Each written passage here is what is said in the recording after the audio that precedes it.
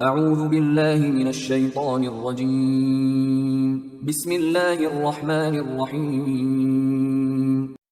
سورہ احزاب آیات نمبر 63 تا 73 میں یاد دہانی کہ قیامت کو بہت دور نہ سمجھو اور جان لو کہ اس دن کوئی کسی کے کام نہیں آئے گا۔ گمراہ سردار اور ان کی اطاعت کرنے والے سب ایک دوسرے پر لعنت کریں گے۔ منافقین کو تنبیہ کہ یہود کی تقلید نہ کرو جو اپنے رسول موسیٰ کو اذیت دیتے تھے، لیکن بالآخر اللہ نے اپنے رسول کو عزت بخشی اور انہیں ایذا دینے والوں پر لعنت کر دی۔ سورت کے آخر میں انسانوں کو اختیار اور ارادے کی بار امانت سونپنے کی حکمت کا بیان۔ اعوذ باللہ من الشیطان الرجیم۔ يسألك الناس عن الساعة قل انما علمها عند الله وما يدريك لعل الساعة تكون قريبا۔ اے پیغمبر صلی اللہ علیہ وآلہ وسلم، یہ لوگ آپ سے قیامت کے بارے میں سوال کرتے ہیں، آپ کہہ دیجئے کہ قیامت کا علم تو صرف اللہ ہی کے پاس ہے، اور آپ کو کیا خبر، ممکن ہے قیامت بالکل قریب ہی آ چکی ہو۔ ان اللہ لعن الكافرین واعد لهم سعیرا خالدین فیها ابدا لا یجدون ولیا ولا نصیرا۔ بے شک اللہ نے کافروں کو اپنی رحمت سے دور کر دیا ہے اور ان کے لیے بھڑکتی ہوئی آگ تیار کر رکھی ہے، وہ اس آگ میں ہمیشہ ہمیشہ رہیں گے اور وہاں نہ کوئی حمایتی پائیں گے اور نہ مددگار۔ یوم تقلب وجوہہم فی النار یقولون یا لیتنا اطعنا اللہ واطعنا الرسولا۔ اور جس دن ان کے چہرے آگ میں الٹ پلٹ کیے جائیں گے، اس وقت وہ کہیں گے کہ کاش ہم نے اللہ اور اس کے رسول صلی اللہ علیہ وآلہ وسلم کی اطاعت کی ہوتی۔ وقالوا ربنا انا اطعنا سادتنا وكبراءنا فاضلونا السبيلا۔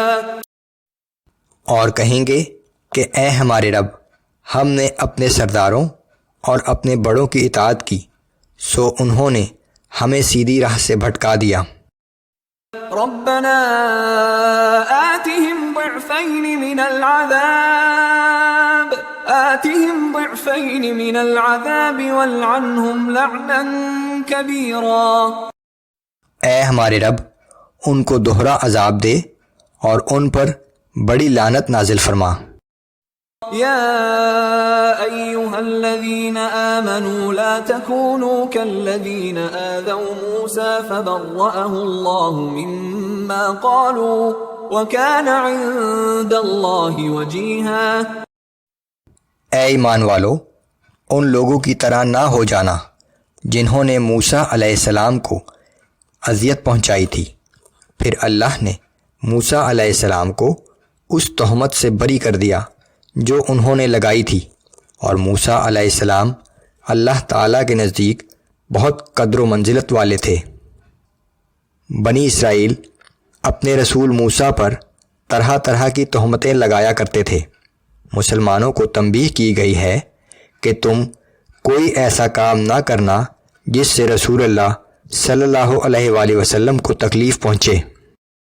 يا أيها الذين آمنوا اتقوا الله وقولوا قولا سديدا يصلح لكم أعمالكم ويغفر لكم ذنوبكم۔ اے ایمان والو، اللہ سے ڈرتے رہو اور صاف اور سیدھی بات کیا کرو تاکہ اللہ تمہارے اعمال کو درست کر دے اور تمہارے گناہوں کو بخش دے۔ ومن يطع الله ورسوله فقد فاز فوزا عظيما۔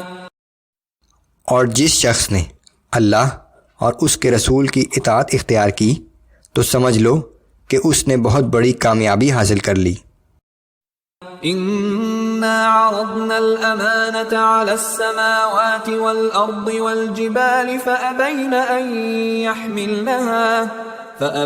أن يحملنها وأشفقن منها وحملها الإنسان بے شک ہم نے اپنی امانت کو آسمانوں اور زمین اور پہاڑوں کے سامنے پیش کیا تو انہوں نے اس کو اٹھانے سے انکار کر دیا اور وہ اس ذمہ داری سے ڈر گئے، لیکن انسان نے اس امانت کو قبول کر لیا۔ إنه كان ظلوما جهولا بے شک انسان کی سرشت میں اطاعت و نافرمانی کا اختیار اور نادانی و جذبات سے مغلوب ہو جانا شامل ہے۔ انسان کو علم حاصل کرنے اور نیکی اور بدی میں تمیز کرنے کی استطاعت عطا کی گئی ہے، لیکن اسے یہ اختیار بھی دیا گیا ہے کہ وہ چاہے تو اطاعت کا راستہ اختیار کر لے اور چاہے جہل کے راستے پر گامزن ہو کر نافرمانی اور عصیان کی زندگی گزار لے۔ اس استطاعت اور اختیار کا نتیجہ یہ ہے کہ وہ اپنے اعمال کا ذمہ دار گردانا جائے گا۔ ليعذب الله المنافقين والمنافقات والمشركين والمشركات ويتوب الله على المؤمنين والمؤمنات۔ اس بار امانت کو اٹھانے کا نتیجہ یہ ہوگا کہ اللہ انسانوں میں سے منافق مردوں اور منافق عورتوں اور مشرک مردوں اور مشرک عورتوں کو الگ کر کے انہیں ان کے اعمال کی سزا دے گا اور مومن مردوں اور مومن عورتوں کی توبہ قبول فرمائے گا۔ وَكَانَ اللَّهُ غَفُورًا رَحِيمًا اور اللہ بڑا ہی بخشنے والا اور ہر وقت رحم کرنے والا ہے۔